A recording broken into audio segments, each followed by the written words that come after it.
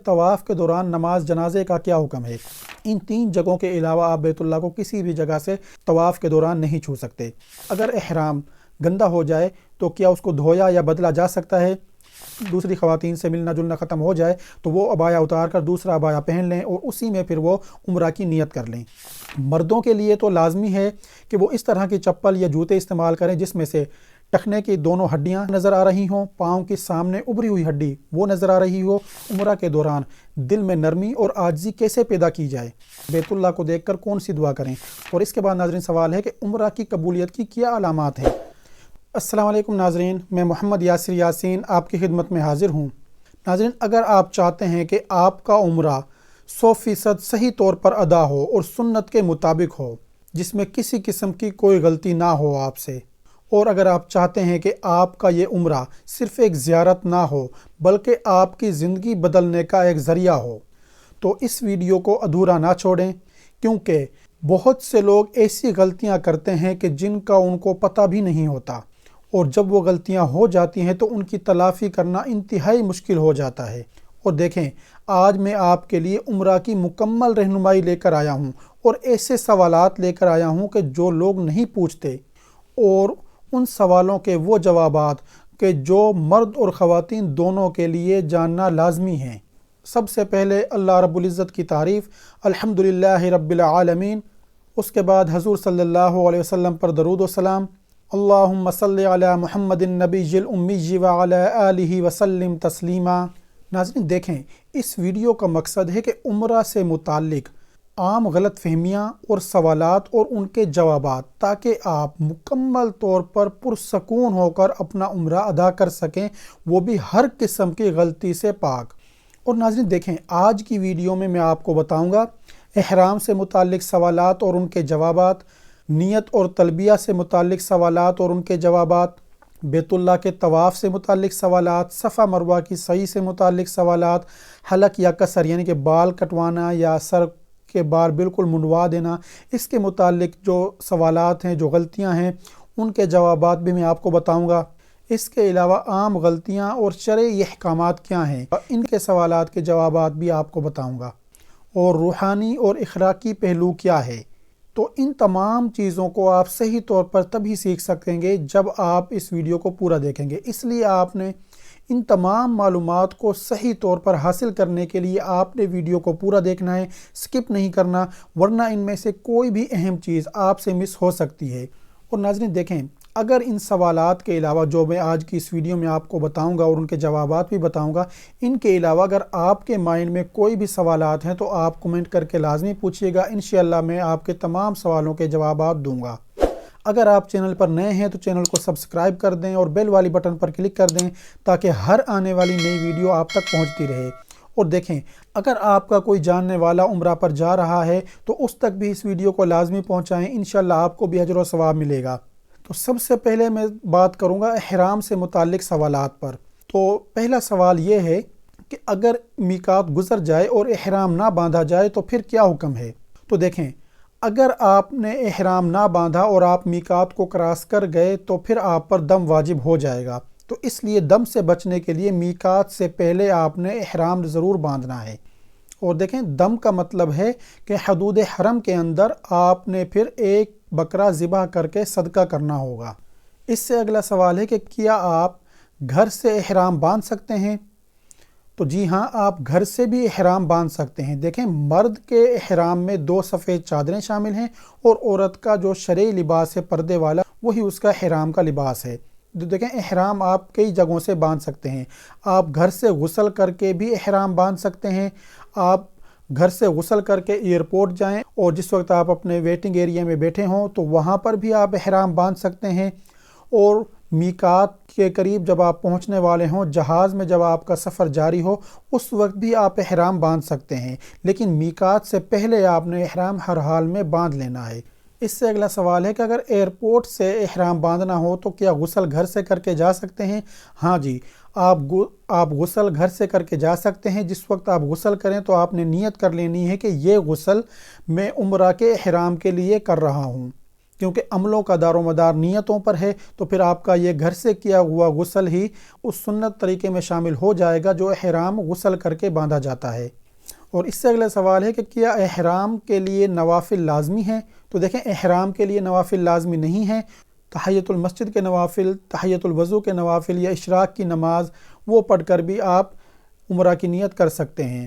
لیکن دیکھیں، اگر آپ نوافل ادا کرتے ہیں تو آپ کو ثواب ملے گا، اگر نہیں کرتے تو اس میں کسی قسم کا کوئی گناہ نہیں ہے، یعنی کہ یہ نوافل لازمی نہیں ہیں۔ اس سے اگلا سوال ہے کہ کیا ہوائی جہاز میں احرام باندھنا درست ہے؟ ہاں جی، ہوائی جہاز میں احرام باندھنا درست ہے، لیکن میقات سے پہلے یا میقات پر آپ نے احرام لازمی باندھ لینا ہے۔ لیکن احتیاط کے طور پہ آپ کو جب آپ جہاز میں سوار ہوں تو اس سے پہلے ہی احرام باندھ لیں، کیونکہ جہاز میں اتنی کوئی خاص جگہ نہیں ہوتی ہے احرام باندھنے کے لیے۔ اور خواتین جو ہیں وہ گھر سے اگر احرام نہیں باندھتی ہیں، احرام والا لباس نہیں پہنتی ہیں، کیونکہ لوگوں سے ملنا جلنا ہوتا ہے تو خوشبو لگنے کا اگر خطرہ ہے، تو وہ ایک ایکسٹرا عبایا اپنا ساتھ لے کر جائیں۔ تو گھر سے جب وہ جائیں تو لباس تو ظاہر سی بات ہے کہ وہ چینج نہیں کریں گی، تو عبایا وہ چینج کر سکتی ہیں۔ تو گھر سے جو عبایا وہ پہن کر جائیں گی وہ ایئرپورٹ جا کر وہ تبدیل کر لیں، کیونکہ اگر کسی لیڈیز سے ملنے جلنے میں کوئی خوشبو اگر لگی ہوگی تو وہ اس عبایا کے اوپر لگی ہوگی، تو وہ ایئرپورٹ جا کر جب دوسری خواتین سے ملنا جلنا ختم ہو جائے تو وہ عبایا اتار کر دوسرا عبایا پہن لیں اور اسی میں پھر وہ عمرہ کی نیت کر لیں۔ اس کے بعد ناظرین سوال ہے کہ عورتوں کا احرام کس لباس میں ہوتا ہے؟ تو دیکھیں، عورتوں کا جو احرام کا لباس ہے وہ عام شرعی لباس جو عورتوں کے لیے ہوتا ہے وہی ان کا لباس ہے، لیکن اس میں کچھ شرائط ہیں کہ پردہ تو کرنا ہے لیکن نقاب نہیں باندھنا، یعنی کہ وہ کپڑا پردے والا چہرے پر نہ لگے۔ نقاب نہیں باندھ سکتی، کھلا رکھ سکتی ہیں، لیکن اس میں پھر پردہ نہ کرنے کا جو گناہ ہے وہ آپ کو جیسے نارمل ڈیز میں ملتا ہے اسی طرح سے عمرہ کے دوران بھی آپ کو وہ ملے گا۔ تو اس لیے آپ پردہ کریں اور کپڑا آگے اس طرح سے لٹکائیں کہ آپ کے چہرے پر نہ لگے، یا پردے والی کیپ آپ استعمال کر سکتی ہیں۔ اس کے علاوہ دستانے نہیں پہن سکتی ہیں اور خوشبو وغیرہ نہیں لگا سکتی ہیں، بال نہیں کاٹ سکتی ہیں اور ناخن بھی نہیں کاٹ سکتی، اور کسی بھی قسم کا بناؤ سنگار یا زیب و زینت کا اظہار نہیں کر سکتی۔ اس سے اگلا سوال ہے کہ حالت احرام میں کیا خوشبو لگانا یا خوشبو والی کوئی بھی چیز صابن وغیرہ استعمال کرنا جائز ہے یا نہیں؟ تو دیکھیں، یہ تمام چیزیں حالت احرام میں جائز نہیں ہیں۔ خوشبو ہو گئے، عطر ہو گئے، کوئی بھی آئل، لوشن، یا بچوں کو جس طرح سے کوئی کریم یا لوشن وغیرہ لگائے جاتے ہیں ڈائپر چینج کرنے کے لیے، وہ بھی نہیں لگا سکتے، خوشبو والے نہ ہوں۔ بنا خوشبو کے بے شک استعمال کریں۔ خوشبو والے صابن، ہینڈ سینیٹائزر، ہینڈ واش، جو بھی چیز ہے وہ خوشبو والی نہ ہو، بنا خوشبو والی استعمال کر سکتے ہیں۔ اگر خوشبو والی چیزیں اس طرح سے استعمال کی تو پھر آپ پہ دم واجب ہو سکتا ہے۔ اور اس سے اگلا سوال ہے کہ احرام کی حالت میں چپل یا جوتے کس طرح کے ہونے چاہیے؟ تو دیکھیں، مردوں کے لیے تو لازمی ہے کہ وہ اس طرح کی چپل یا جوتے استعمال کریں جس میں سے ٹخنے کی دونوں ہڈیاں، یعنی کہ ٹخنے کی دونوں سائیڈ وہ نظر آ رہی ہوں، پاؤں کے سامنے ابھری ہوئی ہڈی وہ نظر آ رہی ہو، اور ایڈی کے پیچھے والی جو ہڈی ہے وہ بھی نظر آ رہی ہو۔ اور عورتوں کے لیے یہ ہے کہ وہ کوئی بھی جوتا پہن سکتی ہیں، ان کے لیے کوئی پابندی نہیں ہے، ان کے نارمل جوتے ہی ان کے حالت احرام میں بھی استعمال ہوں گے۔ اور اس سے اگلا سوال ہے کہ حالت احرام میں نہانا، سونا یا تولیے سے جسم صاف کرنا کیا یہ جائز ہے؟ تو دیکھیں، حالت احرام میں آپ سو بھی سکتے ہیں، نہا بھی سکتے ہیں اور تولیے سے بدن بھی صاف کر سکتے ہیں، لیکن یہ نہانا اور تولیے سے بدن صاف کرنا یہ احتیاط سے کرنا ہے کہ آپ کے بال نہ ٹوٹیں۔ اس کے علاوہ ہے کہ اگر احرام گندا ہو جائے تو کیا اس کو دھویا یا بدلا جا سکتا ہے؟ تو دیکھیں، اگر احرام ناپاک ہو جاتا ہے یا گندا ہو جاتا ہے تو آپ اس کو دھو بھی سکتے ہیں اور اس کو بدل بھی سکتے ہیں، یعنی کہ وہ چادریں اتار کر آپ دوسری چادریں پہن سکتے ہیں۔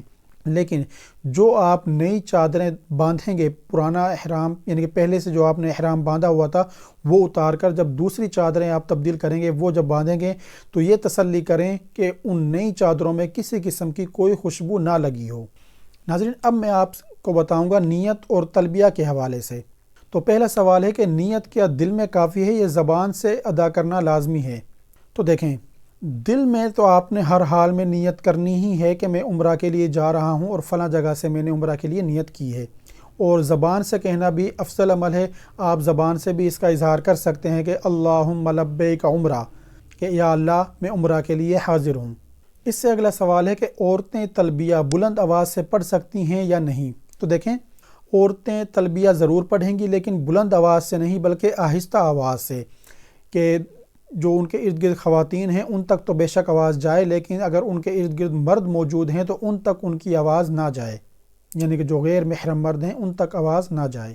اس سے اگلا سوال ہے کہ تلبیہ کب سے کب تک پڑھنا ہے؟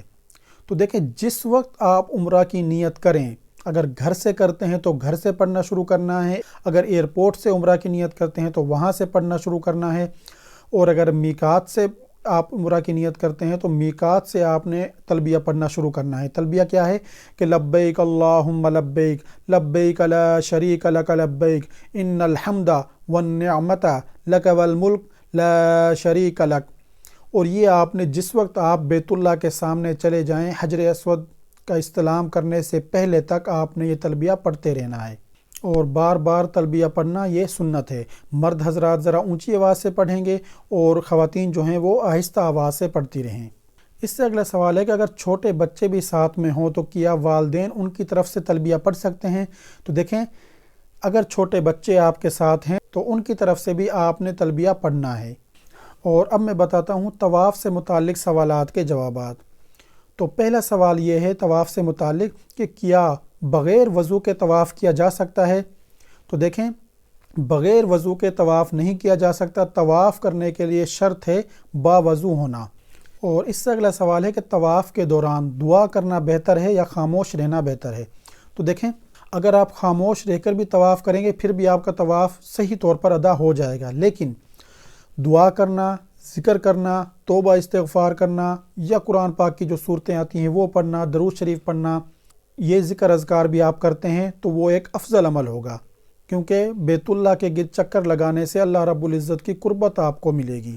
اس سے اگلا سوال ہے کہ حجر اسود کو بوسہ دے کر اس کا استلام کرنا ہے یا دور سے اشارہ کر کے؟ تو دیکھیں، اگر رش نہ ہو تو اس کو بوسہ دیا جا سکتا ہے، رش تھوڑا زیادہ ہو تو ہاتھ سے چھوا جا سکتا ہے، اور اگر رش بہت زیادہ ہو جیسے آج کل کے دور میں ہوتا ہے تو پھر دور سے اس کو اشارہ کر کے استلام کیا جائے گا۔ لیکن اگر رش نہ بھی ہو تو عمرہ کے طواف کے دوران چونکہ آپ حالت احرام میں ہیں اور حجر اسود پر خوشبو لگی ہوتی ہے، اس لیے آپ نے نہ اس کو بوسہ دینا ہے اور نہ اس کو چھونا ہے، کیونکہ اگر آپ اس طرح سے کریں گے تو آپ کے ہونٹوں پر یا ہاتھوں پر یا احرام پر خوشبو لگ سکتی ہے، اور اگر اس طرح سے ہو گیا تو پھر آپ پر دم واجب ہو جائے گا۔ تو اس لیے آج کل کے دور میں جو بہتر طریقہ ہے وہ یہی ہے کہ آپ دور سے اس کا استلام کریں ہاتھ کا اشارہ کر کے۔ اگر طواف کے دوران وضو ٹوٹ جائے تو پھر کیا کریں؟ تو دیکھیں، اس میں اہل علم کا اختلاف بھی ہے، لیکن جو سب سے آسان اور سیدھی بات ہے وہ یہ ہے کہ اگر پہلے 4 چکر مکمل ہونے سے پہلے آپ کا وضو ٹوٹتا ہے تو پھر آپ جب وضو کر کے دوبارہ آئیں تو آپ نے پہلے چکر سے دوبارہ سے طواف شروع کرنا ہے، اور اگر آپ کا وضو 4 چکر مکمل ہونے کے بعد ٹوٹتا ہے تو پھر جب آپ وضو کر کے آئیں تو پھر جہاں سے آپ نے چکر چھوڑے تھے وہیں سے آپ نے آگے کنٹینیو رکھنا ہے اپنے طواف کو۔ سب سے جو بہتر عمل ہے وہ یہ ہے، اگر آپ کا طواف میں وضو ٹوٹتا ہے اور آپ صحت مند ہیں، تندرست ہیں، اور آپ کو اللہ نے اتنی ہمت دی ہے کہ آپ دوبارہ سے طواف کر سکتے ہیں، تو پھر آپ جب وضو کر کے آئیں تو دوبارہ سے طواف بھی کر سکتے ہیں، یہ بھی آپ کے پاس آپشن ہے، کیونکہ یہ ایک اختلافی مسئلہ ہے تو پھر کسی قسم کا کوئی شک نہیں ہوگا۔ لیکن اگر آپ ضعیف ہیں، کمزور ہیں، کوئی بیماری ہے اور آپ کو لگ رہا ہے کہ اگر میں نے دوبارہ میں مکمل طواف کرتا ہوں تو تھکاوٹ بہت زیادہ ہو جائے گی، بیمار ہو سکتا ہوں، تو پھر آپ اس مسئلے کے تحت اگر 4 چکر میں وضو ٹوٹا ہے تو پھر شروع سے کریں، اگر 4 کے بعد ٹوٹا ہے تو بعد والے چکر جو ہیں وہ کمپلیٹ کر لیں۔ اور اس سے اگلا سوال ہے کہ کیا عورتیں جب انہیں نماز پڑھنے کی اجازت نہ ہو تو ان دنوں میں کیا وہ طواف کر سکتی ہیں؟ تو دیکھیں، جس وقت عورتوں کو نماز پڑھنے کی اجازت نہ ہو ان دنوں میں وہ طواف نہیں کر سکتی، تو وہ اپنی ہوٹل میں قیام کریں، جب انہیں نماز پڑھنے کی اجازت ہو تب وہ مسجد الحرام میں آئیں اور اپنا طواف ادا کریں۔ اس سے اگلا سوال ہے کہ کیا ایک ہی دن میں 2 عمرے کر سکتے ہیں اور کیا دونوں عمروں کے لیے طواف الگ الگ کرنا ہوگا؟ تو دیکھیں، ایک دن میں 2 عمرے آپ کر سکتے ہیں، لیکن ایک عمرہ مکمل ہونے کے بعد دوبارہ آپ کو تنعیم کی جگہ یعنی کہ مسجد عائشہ یا مسجد جورانہ جانا ہوگا یا کسی میقات پر، اور وہاں سے پھر آپ احرام باندھ کر عمرے کی نیت کر کے واپس آئیں گے اور اس عمرے کا الگ سے طواف کرنا ہوگا، اور پہلے عمرے کا آپ نے پہلے طواف کر لیا ہوگا۔ اس سے آگے ہے کہ طواف کے چکر اگر بھول جائیں تو کیا کریں؟ تو دیکھیں اگر آپ طواف کے چکر بھول جاتے ہیں تو آپ کے ذہن میں دو آپشن ہوں گے. فار ایگزامپل آپ بھولے ہیں 5ویں چکر میں، تو آپ کے ذہن میں ہے کہ آپ کے 5 چکر ہوئے ہیں یا 4. تو جو آپ کی ذہن میں کم تعداد ہو اس کو آپ نے صحیح شمار کر کے آگے طواف کو کنٹینیو کرنا ہے اور مکمل کر لینا ہے. اس سے اگلا سوال ہے کہ طواف کے دوران اگر فرض نماز کا ٹائم ہو جائے تو کیا حکم ہے؟ تو دیکھیں جس جگہ پر بھی آپ کو نماز کا ٹائم ہوتا ہے آپ اپنے طواف کو وہیں پر روک دیں اور نماز ادا کریں. نماز ادا کرنے کے بعد آپ اپنا طواف وہیں سے شروع کریں جہاں سے آپ نے روکا تھا. اور اس سے اگلا سوال ہے کہ طواف کے دوران نماز جنازے کا کیا حکم ہے؟ تو دیکھیں نماز جنازہ بھی آپ طواف کے دوران پڑھ سکتے ہیں. اسی جگہ پر طواف کو روک دیں، جب نماز جنازہ کے لیے جماعت کھڑی ہو نماز جنازہ پڑھیں، اس کے بعد آپ طواف کو وہیں سے آگے کنٹینیو رکھیں. دوران طواف بیت اللہ کو کن کن جگہ سے چھو سکتے ہیں؟ تو دیکھیں دوران طواف آپ بیت اللہ کو 3 جگہ سے چھو سکتے ہیں. نمبر 1 حجر اسود، نمبر 2 ملتزم اور نمبر 3 رکن یمانی. ان 3 جگہوں کے علاوہ آپ بیت اللہ کو کسی بھی جگہ سے طواف کے دوران نہیں چھو سکتے. لیکن آج کل چونکہ ان جگہوں پر بھی خوشبو لگی ہوتی ہے تو اس لیے ان جگہوں کو بھی آپ نے نہیں چھونا اگر وہاں پر خوشبو لگی ہوئی ہو، کیونکہ اگر وہ خوشبو آپ کے ہاتھوں میں یا بدن پر لگ گئی تو پھر آپ پر دم واجب ہو جائے گا. کیا طواف کے چکروں میں وقفہ کر سکتے ہیں؟ تو دیکھیں طواف کے چکروں میں بنا مجبوری کے آپ وقفہ نہیں کر سکتے، کیونکہ اس میں تسلسل قائم رکھنا بھی لازمی ہے. ناظرین اب میں آپ کو بتاتا ہوں صفا مروہ کی سعی کے بارے میں جو سوالات ہیں ان کے جوابات. کیا سعی کے لیے وضو ضروری ہے؟ تو دیکھیں صفا مروہ کی سعی وضو کے ساتھ کرنا بہتر اور افضل عمل ہے، لیکن اگر آپ کا وضو نہیں بھی ہے تب بھی آپ صفا مروہ کی سعی کر سکتے ہیں. اور صفا مروہ کی سعی سے پہلے دعا کرنی چاہیے یا نہیں؟ تو دیکھیں صفا مروہ کی سعی شروع کرنے سے پہلے بھی آپ نے دعا کرنی ہے، صفا پر بھی دعائیں کرنی ہیں، مروہ پر بھی دعائیں کرنی ہیں. اور جس وقت آپ کا آخری چکر ہوگا جو مروہ پر مکمل ہوگا اس وقت بھی دعائیں کرنی ہے، کیونکہ یہ دعائیں کرنا سنت ہے اور قبولیت کا ٹائم ہے. صفا پر دعائیں کرنا اور مروہ پر دعائیں کرنا، اور ان کے درمیان جس وقت آپ چل رہے ہوں وہاں پر بھی آپ نے دعائیں کرنی ہے. اگر خاموشی کے ساتھ کرتے ہیں صفا مروہ کی سعی تب بھی ادا ہو جائے گی، لیکن افضل اور بہتر عمل یہی ہے کہ آپ دعاؤں کے ساتھ اپنی صفا مروہ کی سعی کریں. اس سے اگلا سوال ہے کہ کیا صفا مروہ کی سعی کے دوران بیٹھ سکتے ہیں، آرام کر سکتے ہیں؟ تو دیکھیں اگر آپ کو تھکاوٹ زیادہ ہے تو آپ بیٹھ سکتے ہیں، آرام کر سکتے ہیں کچھ دیر کے لیے، لیکن تسلسل جو ہے وہ قائم رکھنا زیادہ بہتر ہے، اس لیے جان بوجھ کر یا بنا کسی مجبوری کے وقفہ نہ کریں. اگر سعی کے چکر بھول جائیں تو کیا کریں؟ تو دیکھیں جس طرح سے طواف کا مسئلہ تھا کہ جو ذہن میں 2 چکر ہوں گے ان میں سے کم تعداد آپ نے شمار کر لینی ہے اور وہاں سے آگے طواف آگے جاری رکھنا ہے، اسی طرح سے سعی کا بھی حکم ہے کہ جو کم تعداد ہو آپ کے ذہن میں چکروں کی وہ آپ نے اپنے ذہن میں رکھنی ہے اور آگے آپ نے صفا مروہ کی سعی کو مکمل کر لینا ہے. اور اس سے اگلا سوال ہے کہ کیا لیڈیز بھی گرین لائٹس کے نیچے جس طرح سے مرد حضرات دوڑتے ہیں کیا لیڈیز بھی وہاں پر دوڑیں گی؟ تو دیکھیں مرد حضرات نے گرین لائٹس کے نیچے دوڑنا ہے، لیڈیز نے وہاں سے آرام سے چلتے ہوئے جس طرح سے نارمل چال وہ چل رہی تھی اسی طرح سے چل کر وہاں سے گزرنا ہے. اور ایک اور سوال ہے کہ اگر غلطی سے مروہ سے صفا مروہ کی سعی کا آغاز کیا تو پھر کیا ہوگا؟ تو پھر آپ نے 1 چکر اضافی لگانا ہوگا، کیونکہ جو پہلا چکر آپ کا جو ہوگا مروہ سے صفا کی جانب وہ اس میں کاؤنٹ نہیں ہوگا، اور آپ کے خیال میں جو دوسرا چکر ہوگا یعنی کہ صفا سے مروہ جانا ہے جو آپ نے وہ آپ کا پہلا چکر شمار ہوگا. تو اس لیے آپ نے پھر آپ کے حساب سے تو وہ 8 چکر ہوں گے لیکن شرعی لحاظ سے وہ 7 چکر ہی ہوں گے، اس لیے آپ کو 1 چکر اضافی لگانا ہوگا. اور ناظرین اب میں آپ کو بتاتا ہوں حلق یا قصر کے حوالے سے سوالات کے جوابات. تو پہلا سوال ہے کہ اگر کوئی شخص بال منڈوائے بغیر ہی احرام کھول دے تو پھر کیا حکم ہے؟ تو دیکھیں بنا حلق یا قصر یعنی کہ بال منڈوائے یا بال کٹوائے بنا احرام نہیں کھول سکتے، کیونکہ اگر آپ نے ایسا کیا تو پھر آپ پر دم واجب ہو سکتا ہے. تو اس لیے احرام کھولنے سے پہلے آپ نے بال منڈوانے یا کٹوانے لازمی ہیں. اور اس سے اگلا سوال ہے کہ کیا خود اپنے بال کاٹ سکتے ہیں؟ تو جی ہاں، خود بھی اپنے بال کاٹ سکتے ہیں اور کسی اور سے بھی کٹوا سکتے ہیں. اور اس سے اگلا سوال ہے کہ عورتیں کتنے بال کاٹیں گی؟ تو دیکھیں عورتوں نے سر کے 1/4 حصے کے یعنی کہ تقریباً 25% سر کے بال انگلی کے 1 پور کے برابر انہوں نے لازمی کاٹنے ہیں، تب وہ حالت احرام سے باہر نکل سکتی ہیں. اور مرد حضرات کے لیے حلق اور قصر کا کیا طریقہ ہے؟ مرد حضرات کے لیے حلق کا طریقہ تو یہ ہے کہ سر کے سارے بال آپ نے منڈوا دینے، یعنی کہ سر کو گنجا کروا دینا ہے جیسے شیو کرتے ہیں۔ اور قصر کا طریقہ کار یہ ہے کہ سر کا 1/4 حصہ یعنی کہ 25% سر کے بال، یعنی کہ مقدار ان کی 25% ہو اور لمبائی ان کی انگلی کے 1 پور کے برابر ہو، تو اس طرح سے مرد کا قصر ہوگا۔ لیکن بہتر عمل یہی ہے کہ پورے سر کے بال ہی انگلی کے 1 پور کے برابر کٹوائیں، یا کسی جگہ سے اگر کم بھی کٹواتے ہیں تو 25% حصے کے بال انگلی کے 1 پور کے برابر لازمی کٹنے چاہیے۔ اگر کسی شخص نے سر کے سارے بال تو کٹوائے لیکن انگلی کے 1 پور سے کم لمبائی میں کٹوائے تو اس کا قصر ادا نہیں ہوگا اور وہ حالت احرام کی پابندیوں سے باہر نہیں نکلے گا۔ اور جس شخص کے بال انگلی کے 1 پور سے لمبائی میں چھوٹے ہیں وہ قصر کروا ہی نہیں سکتا، اس نے صرف پھر حلق کروانا ہے۔ اور ناظرین، اب میں آپ کو بتاتا ہوں کہ عمرہ میں عام غلطیاں اور ان کے شرعی احکامات کیا ہیں۔ تو پہلا سوال ہے کہ کیا موبائل فون سے سیلفی لینا یا تصویریں یا ویڈیوز بنانا کیا یہ طواف اور سعی میں خلل ڈالتا ہے؟ اگر موبائل فون کے استعمال سے سیلفی یا ویڈیوز وغیرہ بنانے سے توجہ میں کمی آتی ہے آپ کی عبادات میں، تو ظاہر سی بات ہے کہ پھر یہ آپ کی عبادات میں خلل ڈال رہا ہے اور آپ کی عبادات کا روحانی اثر جو ہے وہ کم ہو جائے گا، اور اگر اس سے دوسروں کو تکلیف ہو تو پھر آپ کا یہ عمل مکروہ ہوگا۔ اور بہتر یہی ہے کہ جس وقت آپ طواف کر رہے ہوں یا صفا مروہ کی سعی کر رہے ہوں تو آپ موبائل فون کا استعمال نہ کریں۔ اور اس کے علاوہ ایک سوال ہے کہ کیا طواف کے دوران یا صفا مروہ کی سعی کے دوران دنیاوی باتیں کرنے سے ثواب میں کمی آتی ہے؟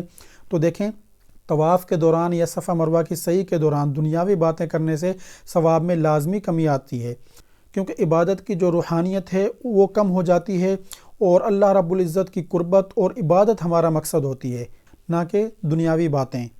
تو اس لیے عبادت کو عبادت سمجھ کر ہی کیا جائے۔ اور دیکھیں، فرمایا کہ طواف بھی ایک قسم کی نماز ہی ہے، لیکن اس میں ضرورت کے تحت بولنے کی اور ضرورت کے تحت ہی ادھر ادھر دیکھنے کی اجازت ہے۔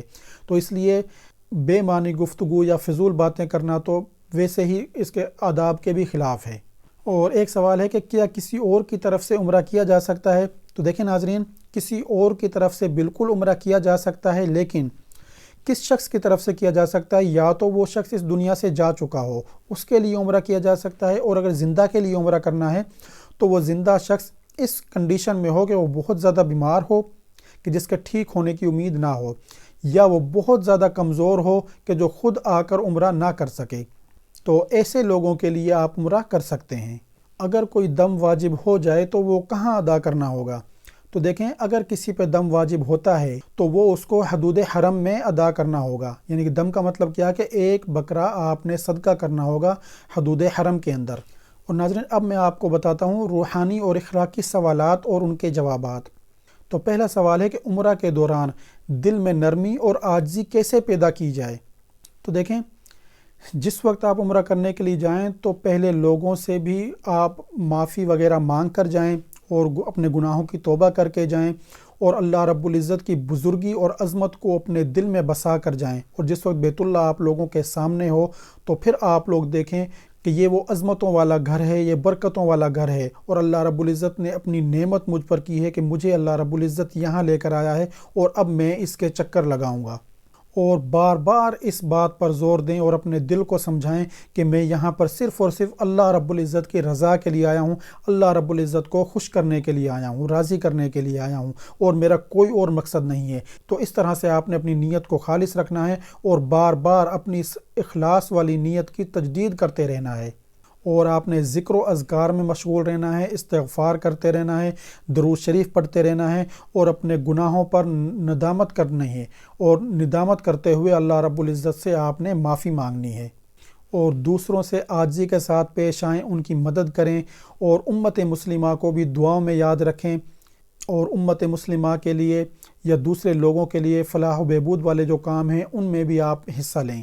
اور اس سے اگلا سوال ہے کہ بیت اللہ کو دیکھ کر کون سی دعا کریں؟ تو دیکھیں، کوئی مخصوص دعا نہیں ہے بیت اللہ کو دیکھ کر جو مانگنی ہے۔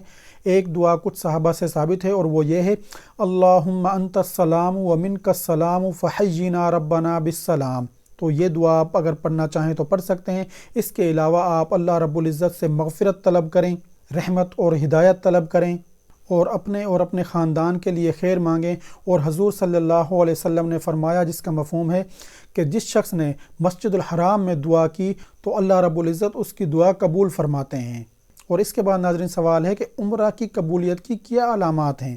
تو دیکھیں، عمرہ کی قبولیت کی کچھ علامات ہیں کہ گناہوں سے دوری اور ان سے نفرت کا احساس آپ کے دل میں ہو، اور نیکیاں کرنے کا اضافہ آپ کے دل میں موجود ہو، اور آپ کا جذبہ جو ہے وہ زیادہ نیکیوں کی طرف ہو، اور اللہ رب العزت کی عبادت میں اور ذکر و اذکار میں آپ کو اطمینان اور تسلی اور سکون محسوس ہو، اور زندگی میں مثبت تبدیلیاں آنا، جیسے خیرات کرنا، دوسروں کی مدد کرنا، بیماروں کی عیادت کرنا، اور نماز میں مساجد میں دل لگنا، اور آپ کے اخلاق کا اچھا ہونا، آپ کا حسن اخلاق پر گامزن ہونا، اور دوسروں کی مدد کرنا۔ تو یہ وہ کچھ علامات ہیں جو عمرہ کی قبولیت کی کچھ نشانیاں ہیں۔ اور اس کے بعد ناظرین، عمرہ کے بعد اپنی زندگی کو کیسے بہتر بنائیں؟ تو دیکھیں، جس وقت آپ عمرہ کر لیں تو پھر آپ نے، جیسے آپ وہاں پر عبادات کے اندر مشغول رہتے تھے، ذکر و اذکار میں مشغول رہتے تھے، ایسے ہی آپ نے واپس آ کر بھی رہنا ہے، اور لوگوں سے آپ نے اس سفر کا تذکرہ کرنا ہے، اور ہر دن آپ نے اسی طرح سے عبادت کرتے رہنا ہے، اور نمازوں کی پابندی کرنی ہے، اور ذکر و اذکار کی آپ نے کوشش کرنی ہے کہ آپ اپنے گھر میں کریں، اور اپنے گھر والوں کو بھی اس کی تلقین کریں، وہ بھی نماز پابندی کے ساتھ پڑھیں، ذکر و اذکار کریں، قرآن پاک کی تلاوت کریں، دوسرے مسلمانوں کی مدد کریں، صدقہ دیں، اور ضرورت مندوں کی ضرورتیں پوری کریں۔ اور اپنے اس عمرہ کے سفر کو یاد رکھنے کے لیے آپ اس کا تذکرہ کرتے رہیں، اور دوسرے لوگوں کو بھی اس کی ترغیب دیں، اور وہاں کے فضائل آپ لوگوں کو بتائیں، جو سکون، جو اطمینان آپ نے وہاں محسوس کیا تھا وہ دوسرے لوگوں کو بھی آپ بتائیں، تاکہ ان کے دل میں بھی شوق پیدا ہو، اور آپ کا جو جذبہ تھا وہ آپ کا پھر قائم رہے گا، اور آپ کے لیے دین پر عمل کرنا، نمازیں پڑھنا، ذکر و اذکار کرنا، توبہ استغفار کرنا، یہ سب چیزیں آپ کے لیے پھر آسان ہو جائیں گی۔ الحمدللہ، اللہ تعالیٰ آپ کے عمرہ کو قبول فرمائے اور سکون قلب آپ کو عطا فرمائے، اور جب آپ واپس آئیں تو آپ کی زندگی میں ایک حقیقی تبدیلی لے کر آئے۔ تو ناظرین، اگر آپ کو میری یہ ویڈیو پسند آئی ہے تو اسے دوسرے ساتھیوں کے ساتھ بھی لازمی شیئر کریں، تاکہ وہ بھی ان چیزوں سے فائدہ اٹھا سکیں اور اپنے عمرہ کو پر اعتماد طور پر آسانی کے ساتھ سنت کے مطابق ادا کر سکیں۔ اور ناظرین، مجھے اپنی دعاؤں میں ضرور یاد رکھیے گا۔ اگر آپ نے ابھی تک ویڈیو کو لائک نہیں کیا تو ویڈیو کو لائک کر دیں، شیئر کر دیں، میرے چینل کو سبسکرائب کر دیں، اور بیل والی بٹن پر کلک کر دیں، تاکہ ہر آنے والی نئی ویڈیو آپ تک پہنچتی رہے۔ شکریہ۔